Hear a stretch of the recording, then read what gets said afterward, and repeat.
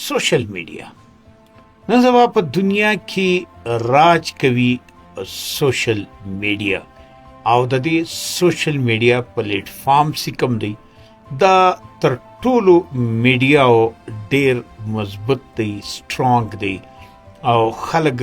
له دې سره ټچ شوي دي د نورو میډیا په مقابله کې پخوا به اخباراتو بیخي ډیر به راتلو موږ به اخبارات اخیستلو خو لیکن اوس اخبارات چې کوم دي دغه هغه قدر او قیمت چې کوم دی د سوشل میډیا د راتلو له وجې لاندې ولوېدی اخباري سند چې کوم دی هغه د زوالو خواته روان دی او دغه رنګه ګرانه اردوونکو بیا که موږ وګورو الکترونیک میډیا مطلب سی ټلویزیون سرکاري ټلویزیون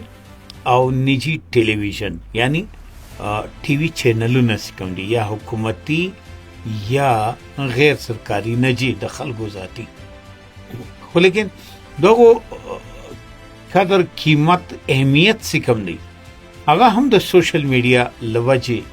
لاندې راغی نن سبا خلک هر څه په سوشل میډیا باندې ګوري فیسبوک دی ټیک ټاک دی انسټاګرام دی ایکس دی مختلف نور فیچرز دي چې خلک ټول ورځ په دې باندې اخته او موبایل په لاس کې نیولې وي او ګوري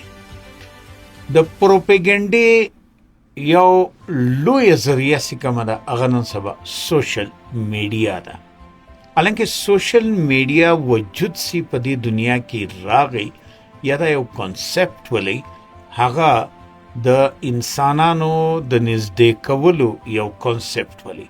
یعنی دنیا سی کومه ده هغه د یو کلی پرنګ سوله کښنی سوله کنه ویلیج اوس وی ډېر کښنی سو دا دنیا دا د سوشل میډیا یو کانسپټ او واقعي ګرانه اردوونکو سوشل میډیا یو ډېر اهمیت لري که تاسو وګورئ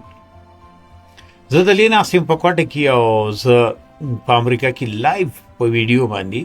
له چا سره خبرې اترې کولای سم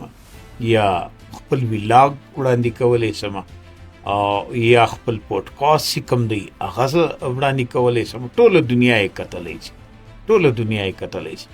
قید نسته سیدا به تر دې شاره پوری وي یا به تر دې صوبې پوری وي یا تر دې ملک یا د دنیا تر فلانی ملک یا چیرې دنیا دا او چیرې د چا په لاس کې موبایل دی نو هلته سوشل میډیا چې کومه ده هغه خپل رسایي سیده دا لري نو په دې حواله سره قدرمن اوریدونکو نو خلک چې کوم دي دشمن قوتونه یعنی د پاکستان خبر اوکم هغه د سوشل میډیا भरपूर استعمال کوي او په دې سوشل میډیا باندې موږ د ریاست خلاف د افواج پاکستان خلاف د ریاست د ادارو خلاف د حکومتونو خلاف د پولیټیکل پارټیانو خلاف د برسر اقتدار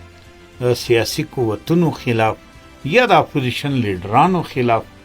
په دې کې بے پناه بے ځایه دروغجنې پروپاګاندا وي او دغه ټولو پروپاګاندا بنیادی مقصد صرف او صرف دا دی چې هغه خلک چې هغه د سوشل میډیا استعمال کوي دغه ذهن سازی کول دغه ذهنونه جوړول او هغه گمراه کول و غلط لارته بوزدل او غلط معلومات چې کوم دي دا شیر کول پروپاګاندا چې دا کول نو په دې باندې زما د نن د دې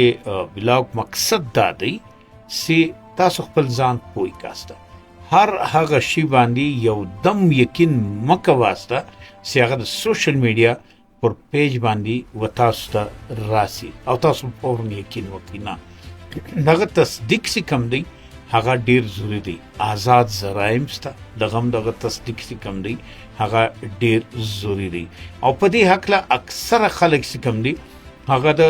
غلط فهمي شکار سي او کله بیا داسې وي چې موږ هغه غلط پوسټ چې کم دی او پر مخ باندې شیر کو په خپل پیجونو باندې یا په خپل آیډیانو باندې پر مخ باندې شیر کو او هغه زموږ لپاره وبالي جان جوړ سي یعنی غم جوړ سي چې هغه غلط پوسټ وي او سبا د قانون لاس کم نه اسمل گریوان پوری را ورسیږي. نو په دې حواله باندې ډیر د احتیاط ضرورت دی. راسي سیمو سوشل میډیا د یو مثبت توګه باندې استعمال کو، مثبت لدې څخه کار واکو، خلکو ته پوهنه ورکو، ښه تعمیري پوهنه ورکو، نه کې تنقیدي، نه کې تخریبي.